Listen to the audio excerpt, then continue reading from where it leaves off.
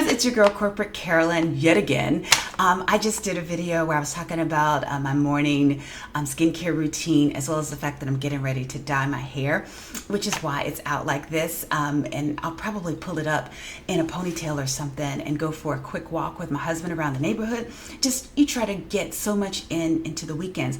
But before I do all of that, I had something I wanted to share. Like being a person of color, a lot of times when people finally go for like a physical with their primary care or general practitioner or whatever, a lot of times they do blood work. And more often than not with Black people, they wind up becoming or being told that they are vitamin D deficient. And so that's a really, really bad thing. You don't want that. I'm not a doctor, and I certainly haven't researched anything regarding vitamin D. But one thing that I have heard over the years is that a deficiency in vitamin D can lead to increased cancer risk. And a lot of people of other ethnicities, they tan, they go out in the sun. But a lot of times, Black people, I know, me included, I don't want to go to the beach at 12 o'clock. Or 1 o'clock or 2 o'clock. I want to go to the beach during those hours only if I have an umbrella, or I usually wait until it gets less sunny, because I feel it's almost like interior for a car.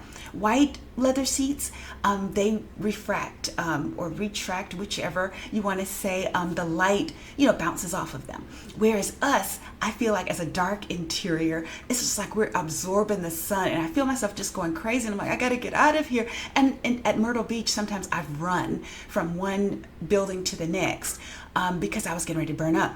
And so by doing that, and you also need to be in the sun in order for your body to naturally produce vitamin D. I think like at least 20 minutes in the sun without maybe sunscreen on for you to actually create the amount that you need. And most people aren't doing that. Whether it's the summer or the winter, because most of us are in buildings and we're not getting out. And if we do, we have on sunscreen or we're all covered up. So as Black people, a good number of us are vitamin D deficient. So I would recommend that you go get a physical if you haven't had one in recent years. Make sure that you're not vitamin D deficient. I used to wonder, why is it that Black people, a lot of times we lead the numbers in terms of different types of cancers, more so than our white, Asian, Hispanic counterparts. A lot of times we're leading the pack. And it made me wonder, is it because we're the ones that are in the sun the less? It's possible.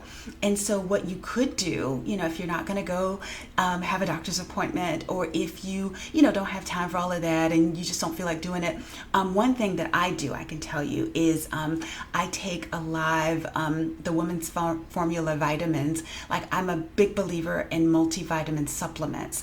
And so I do that every day.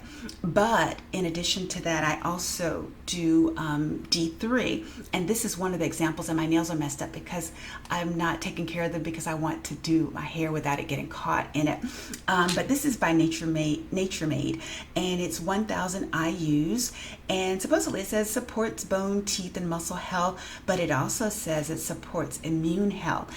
And so I noticed that when a doctor tells you that you're vitamin D deficient, he doesn't just say, go to the grocery store or go to Walmart, the Walmart app, and order, the variety that they have. They give you a heavy duty version of a vitamin D supplement to get your levels back up immediately.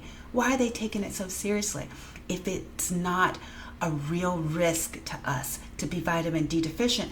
And some of the people that I've had to convince the most to take vitamin supplements are usually Black people, and usually they say, we don't need that. I get it from my foods. I don't want to. And one of my relatives said, I don't want all of those supplements. Like if I go get a colonoscopy, they'll probably see all of that in my colon. I've had 2 colonoscopies so far, and no one has seen anything in my colon, and I don't have to get another one for 10 more years. So that fallacy is, debunked. Don't even think about that. But you really want to have your nutrition levels to be at a good rate. And I think to protect your ability to fight off certain things, increase your immunity. Vitamin D is something you should take. Don't go for the crazy ones, that are above the 1,000 IUs a day, but definitely talk to your doctor, because you see, I'm not a doctor. I'm a corporate Carolyn. I write documents for a living. But I definitely want you to think about your levels of vitamin D and protect yourself against cancer at all costs. And then finally, another thought that I had has to do with Brazil nuts. If you've watched any of the videos where I talk about what I eat, and I'm sorry that I've done at least part 3 of that, I talk about how at 4 o'clock every day I do a handful of nuts. 2 of those nuts are Brazil nuts. And it's because what I've read, and do your research, find out, because you can't listen to me because I'm not a doctor.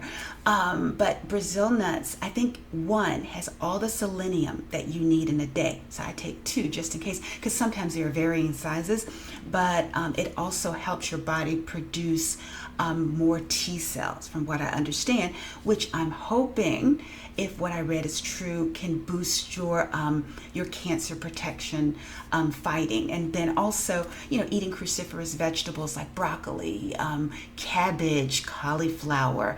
If you see the videos that I did about what I eat, I mentioned a salad slaw that has shredded cauliflower in it. So those are things that you can do as well. And maybe I'll do a video on apple cider vinegar with the mother, because from what I understand, that creates an alkaline balance. Even though it's acidic, once it goes into your stomach, it's supposed to be alkaline.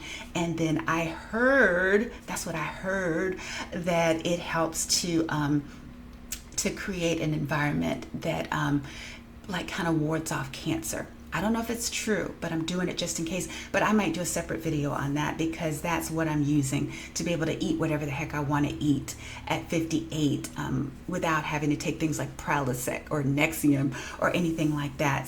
But that's a different conversation, and my husband wants to come out of the basement. So that's all I have for now. If you have any questions, be sure to let me know. But please get your vitamin D levels checked if you're not sure, and stay focused on your nutrition. And make sure you're taking the right supplements that you need, decided by your doctor.